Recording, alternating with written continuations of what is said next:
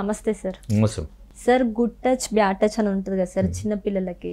So teenage పిల్లలు ఉంటారు కదా, ఆ ఏజ్ లోనే మనం వాళ్ళకి నేర్పించాలి సార్. గుడ్ టచ్ అవ్వచ్చు, బ్యాడ్ టచ్ అంటే ఏ పార్ట్స్ లో టచ్ చేయాలి, ఏ పార్ట్స్ లో టచ్ చేయకూడదు, కొన్ని ఉంటది కదా సార్. సో అది ఎలా సార్, ఎలా చూపిస్తాం మనము? అంటే ఫస్ట్ మనం గుడ్ టచ్ బ్యాడ్ టచ్ కంటే ముందు పేరెంట్స్ అందరు కానీ పిల్లలు కానీ స్కూళ్ళలో టీచర్లు కానీ పిల్లలకు చెప్పాల్సిన అవసరం ఏంటంటే safe touch, unsafe touch. Okay, right. Safe touch ఏంటి అని అంటే మనము పిల్లలకు అది అబ్బాయిలు కానివ్వండి అమ్మాయిలు కానివ్వండి, ఓకేనా, వాళ్ళు ఇక్కడ టచ్ చేయొచ్చు, దిస్ ఈజ్ సేఫ్. ఓకే, ఇక్కడ టచ్ చేయొచ్చు, this is safe. Okay, but ఇక్కడ నో, ఇక్కడ నో, రైట్, ఇక్కడ నో.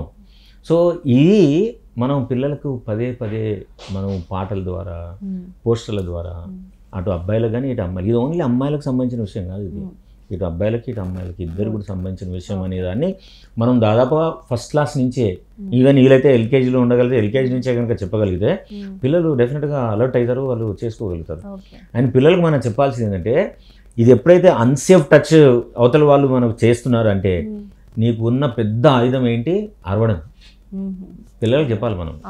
నీకు కనుక ఎవరైనా సరే ఎవరైనా కానీ అది అంకుల్ కానివ్వండి, లేదు ఇంటి పక్క వాళ్ళు కానివ్వండి, లేదు తాతలు కానివ్వండి, మామయ్యలు కానివ్వండి, అది అన్నోన్ పర్సన్ కానీ నోన్ పర్సన్ కానివ్వండి, no one has right to touch that places, they are unsafe touch.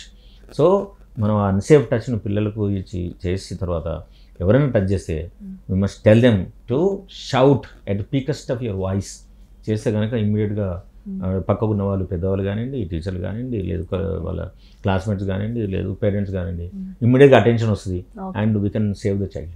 స్కూల్లో కూడా టీచర్స్ నేర్పించాల్సిన అవసరం చాలా ఉంటుంది, చాలా ఉంది. ఐ థింక్ చాలా స్కూల్స్ కూడా ఫాలో అవుతున్నాయి.